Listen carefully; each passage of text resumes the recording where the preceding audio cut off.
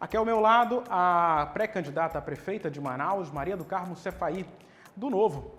Ela recebeu o estudo eleitoral feito aqui em Manaus, encomendado pelo Real Time Quest, uma das empresas mais respeitadas do mercado, que apontou 3 principais problemas da cidade. É sobre eles que nós vamos falar agora. E diante desses 3 desafios, quais soluções a senhora teria para a cidade, caso seja confirmada nas convenções do seu partido, candidata a prefeita e caso seja eleita? Na questão da saúde, a gente tem as estratégias de saúde, e eu tenho a bênção, vamos dizer assim, de trabalhar com profissionais que são profundamente inteirados da situação da saúde aqui em Manaus. Então, de posse disso, eles fizeram uma análise que, segundo eles, inclusive já foi sugerida várias vezes para que tomassem essas providências, e que são providências simples e que continuam, vamos dizer assim, em aberto, não são solucionadas. Uma delas é de aumentar o horário de funcionamento das UBSs. Por quê? Porque isso já desafogaria um pouco o fluxo, porque você sabe que o primeiro passo da pessoa que vai buscar, vamos dizer assim, para qualquer problema de saúde, eles se dirigem, em primeiro lugar, às UBSs. Né? E lá nas UBS eles são ou encaminhados ou têm os problemas solucionados. Então, assim, essa simples providência de aumentar o horário, estender até mais ou menos as 22 horas, não seria nem muito, 22, 23 horas, ajudaria muito no atendimento dessas pessoas que às vezes trabalham e não têm o horário para ir. Essa seria uma das providências. Outra que não tem jeito, vai ter que pensar em fazer, são atendimentos especializados para os idosos. Por quê? Porque o idoso ele tem uma saúde diferenciada e hoje eles são atendidos de forma, vamos dizer assim, igual. Né? Tem alguns programas que foram desativados e que são assim necessários para aqueles que têm dificuldade de locomoção. Então, também a gente contempla isso, está dentro do nosso projeto, dentro do nosso escopo, a criação de mais uma maternidade. Nós poderíamos realmente, vamos dizer assim, os centros o programa Melhor em Casa, ele evitaria do idoso se deslocar até a UBS, e isso já evitaria, vamos dizer assim, a gente já está evitando que ele tenha uma doença que se agrave e que ele tenha que ser hospitalizado, internado, ocupando um leito que às vezes nem precisaria.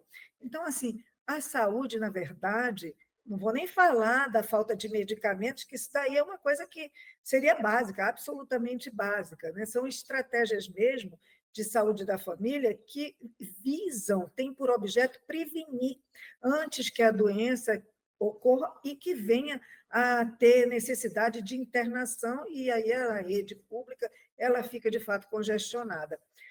As UBSs, elas hoje estão subutilizadas, a gente tem necessidade realmente de profissionais, e daí a gente pensa em parcerias público-privadas para zerar as filas, zerar atendimento, porque como está, não dá. Geralmente as pessoas vão para as UBSs, elas têm que ir às 4 horas da manhã, e o número de fichas, porque o médico realmente ele tem um limite para fazer um atendimento bem feito, é no máximo de 10, 15.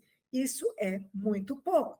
Imagine uma cidade que tem 2 milhões e 100 mil habitantes com esse tipo de atendimento. Então, a gente tem um déficit de UBS que também teriam que ser ou construídas ou parcerias público-privadas, porque isso é algo que já se usa muito e não se tem.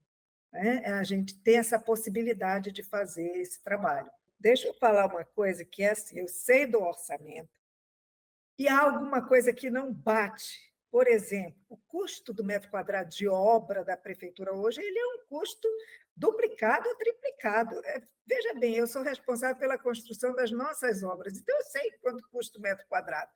Esse tipo de vazamento, que a gente sabe que não fecha a conta, ele entra, ele tem um orçamento robusto. Olha, nós temos um orçamento que isso daí, para mim, tem que ser martelado exaustivamente, que é o quinto maior da federação, maior que de Curitiba, maior que de Florianópolis, Porto Alegre. Eu não vou nem falar das outras, né? Goiânia tem BH que está aqui coladinho na gente. Agora, dá uma olhada no que a gente tem nessas capitais e olha o que nós temos aqui. Então, é óbvio que há alguma situação aí que a gente não sabe, ou é a incompetência, do mau uso, a má gestão, porque tem isso. Você, quando tem cuidado e tem, vamos dizer assim, boa vontade, você vai fazer a conta na ponta do lápis. Por que, que com dinheiro público não tem esse cuidado? Né? Tem alguma coisa estranha. E esse tipo de situação eu só vou conseguir ver quando eu estiver lá.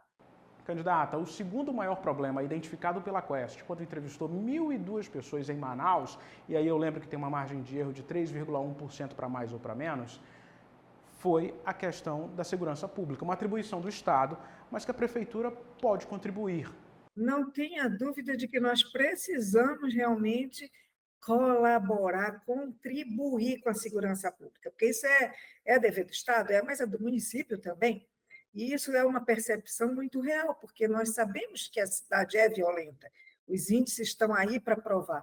Então, se a população está cobrando, nós temos que dar respostas. Às vezes, eu tenho reiterado que as pessoas procuram soluções caras, porque não tem o cuidado com o dinheiro, com o emprego do dinheiro na coisa certa, no valor correto, e não investe naquilo em soluções simples. Vamos lá, eu vou te dar um exemplo do que acontece hoje numa cidade como São Paulo.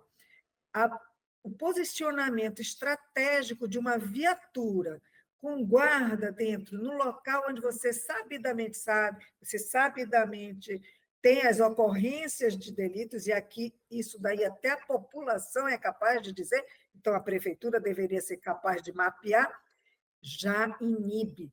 A colocação, o aumento de câmeras de segurança, o pronto atendimento na situação de delito. Isso tem que ser feito, cobrado, inclusive do poder do governo. Então, essa situação, sendo que a nossa guarda é permitido ela ser armada, tinha que ter viatura nos pontos estratégicos. Você anda aqui na cidade de Manaus, eu não sei vocês, mas por onde eu ando e tenho percorrido a cidade, eu não vejo viaturas de espécie alguma. E de vez em quando a gente vê aí, comprou a viatura, não sei para onde elas vão, mas a prefeitura precisa investir, sim, na Guarda Municipal, no treinamento da Guarda Municipal para responder a essas situações. Isso são situações simples, mas que são possíveis, porque hoje tudo é mapeado. Então, a colocação de câmeras de segurança em volume maior para coibir, né, a ação do delinquente, a ação do bandido, porque Manaus realmente ela está outra. Uma viatura na porta de cada escola, porque a gente sabe que o índice de evasão escolar se dá muitas vezes por conta dessa situação de segurança. Então, tem escola, você tem que dar segurança para as crianças, ou colocar guardas na porta das escolas, por que não? Então, são situações simples que só precisam ser, vamos dizer assim, implementadas. Eu não consigo entender por que não se faz isso. Para finalizar, o terceiro maior problema identificado na pesquisa da Quest é a questão da educação básica aqui em Manaus. Quais soluções a senhora teria? Olha, nesse aí eu também vou falar e reiterar o meu compromisso com a educação. Todo mundo sabe, eu tenho aqui um histórico de educação, meu trabalho, a minha vida é essa, e eu vou lhe dizer o que é educação primordialmente. Sala de aula, professor, aluno. Essa dobradinha aí, né, eu tenho uma frase que diz assim, os meus heróis, o primeiro são os pais, depois são os professores. Você tem que preparar esse aluno que vai da educação infantil, a básica, a fundamental, para que ele chegue no ensino médio capaz de saber interpretar texto, fazer leitura, resolver as operações que ele tem que aprender justamente no ensino fundamental.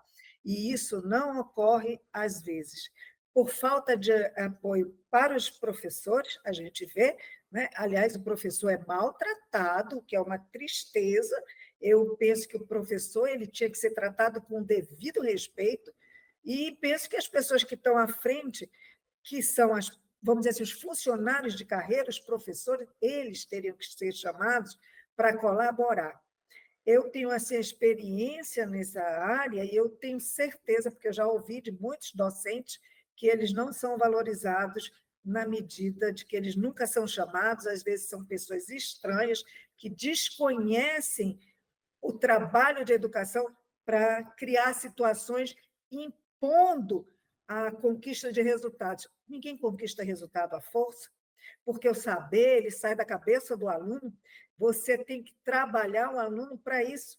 E para isso você precisa de um professor bem formado, qualificado, em sala de aula satisfeito, né? Eu tenho assim muita, vamos dizer, tristeza quando eu olho, né, um profissional da educação ser desrespeitado. Aquela questão de aumento, a questão da valorização do professor, tudo passa por pessoas, não tenha dúvida disso. Depois, a gente vai para as infraestruturas. Eu não entendo como as escolas, e eu tenho visto algumas, viu, porque eu sou chamada, é que eu não estou querendo capitalizar em cima disso, porque eu acho que a gente tem que primeiro fazer as propostas. As estruturas, elas são assim, precárias. Ou seja, se faz uma obra que já é mal feita, às vezes são escolas alugadas de terceiro, ou seja, com aluguéis caríssimos, entendeu? Então, não tem manutenção, não há o cuidado. Ora, qualquer dona de casa, qualquer pessoa sabe que se não tiver manutenção daquilo que você constrói, vai se acabar. Eu tiro como exemplo aqui a minha empresa, eu tenho 22 anos, mas se você entrar hoje aqui, ela está como se ela tivesse acabado de ser construída. E o aluno ainda reclama, e reclama com razão, porque me ajuda também a melhorar. Então, assim, educação é trabalho de base mesmo. Primeiro, sala de aula, leitura de texto, interpretação, o estímulo ao aluno a ler e escrever, porque depois ele aprende o resto.